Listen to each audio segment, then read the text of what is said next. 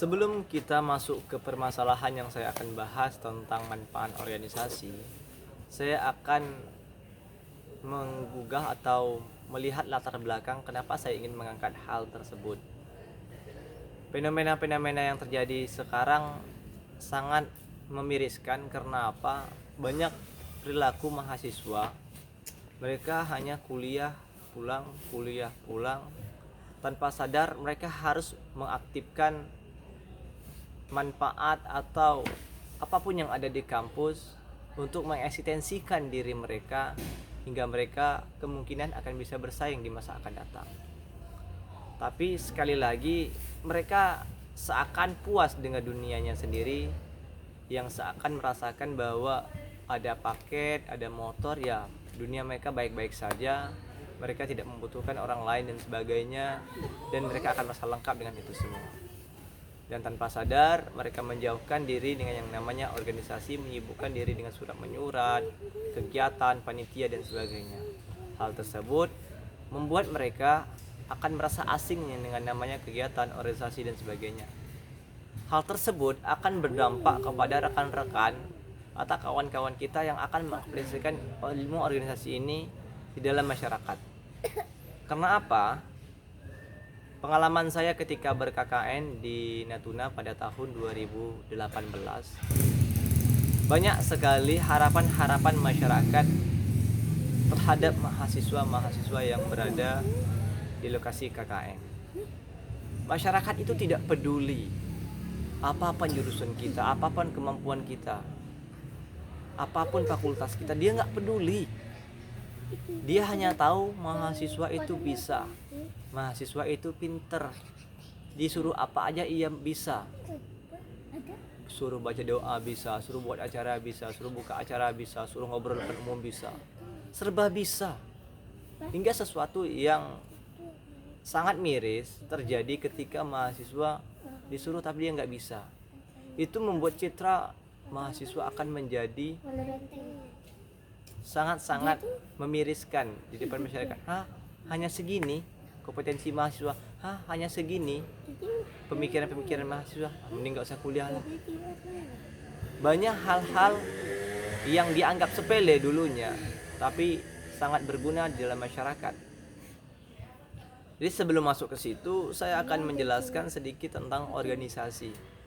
Organisasi merupakan suatu tempat atau wadah yang di dalamnya ada sekelompok orang yang terorganisir, sistematis, terpimpin, dan memiliki tujuan tertentu. Di dalam organisasi tersebut juga banyak terdapat tipikal-tipikal orang, perilaku-perilaku orang yang kemungkinan dibutuhkan di dalam organisasi.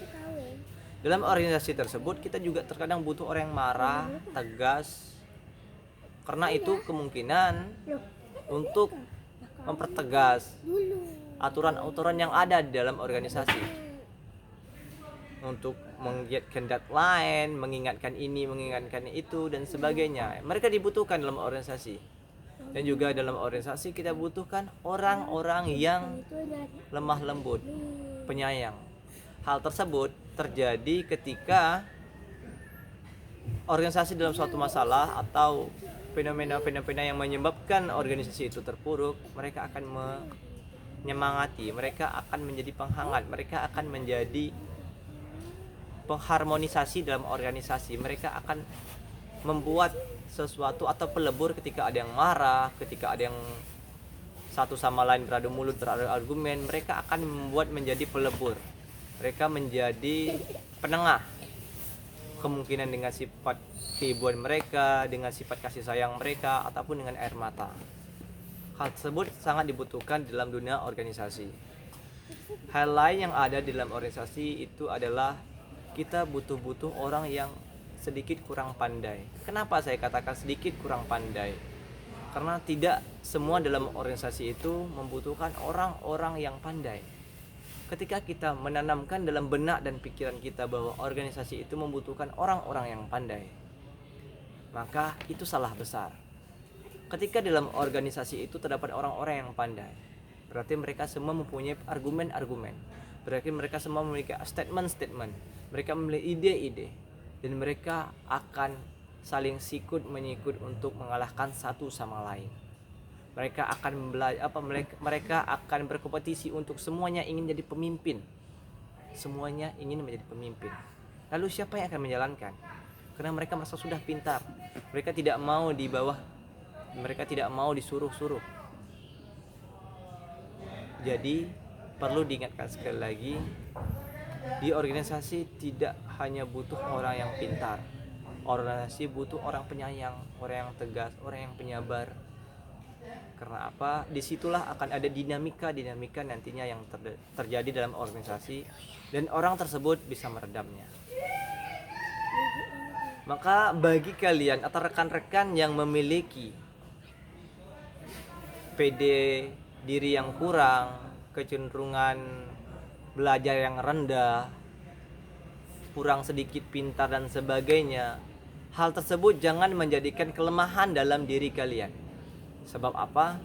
Sebelum kalian dilahirkan di dalam dunia ini, kalian merupakan pemenang dari zat yang Allah titipkan kepada laki-laki yang kemudian dibuahi oleh sang perempuan. Dan kalian sudah berada di titik ini, itu kalian merupakan pemenang.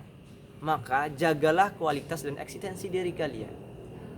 Banyak mahasiswa sekarang, mereka beranggapan bahwa organisasi itu membuat mereka lambat dalam melaksanakan tugas perkuliahan atau melaksanakan kuliahan tepat waktu. Menurut saya tidak sama sekali. Banyak contoh-contohnya bahwa ada mereka yang masuk organisasi, setelah itu aktif berorganisasi, tapi kuliah mereka lancar, dan mereka membagikan jati diri mereka dalam organisasi. Mereka bisa berangkat ke luar negeri, mereka berangkat ke luar pulau, mereka bisa berangkat ke sana ke sini dengan membawa nama organisasi, dan mereka bisa lulus tepat waktu. Hal tersebut menjadi bukti nyata bahwa kita yang ada dalam organisasi, bagi anda yang ingin masuk ke organisasi merupakan hal-hal yang tidak bersalah. Oknumlah yang bersalah dalam menjalankan organisasi. Cepat atau lambatnya tergantung orang yang menjalankan roda organisasi, bukan organisasinya. Sekali lagi saya ingatkan bahwa yang membuat kita menjadi lambat kuliah dan sebagainya bukan organisasi, tapi orang yang di dalam organisasi, bukan organisasinya. Lalu kemungkinan ada beberapa manfaat yang bisa kita ambil di dalam organisasi. Yang pertama adalah tercapainya sebuah tujuan. Dalam organisasi tersebut kita belajar bersama-sama dalam suatu kelompok, bersama rekan-rekan kita, saudara-saudara kita seorganisasi, untuk mencapai sesuatu tujuan yang kita inginkan. Kita membagikan tugas, kita menyuruh ini, menyuruh itu dan sebagainya. Ada yang menjadi pemimpin, ada leadership, ada yang menjadi pengawas, ada yang menjadi ide, ada yang menjadi korlap dan sebagainya. Ini untuk mencapai suatu tujuan yang kita inginkan. Hal tersebut membuat kita belajar kerjasama tim dalam organisasi. Yang kedua adalah melatih penampilan untuk berbicara di depan publik. Hal tersebut kita membuktikan bahwa dalam organisasi kita bisa membuktikan bahwa ada saja yang menjadi filter dalam organisasi tersebut. Saya mungkin bisa ulangi lagi dalam beberapa kesempatan. Kita akan mengulangi di manfaat organisasi.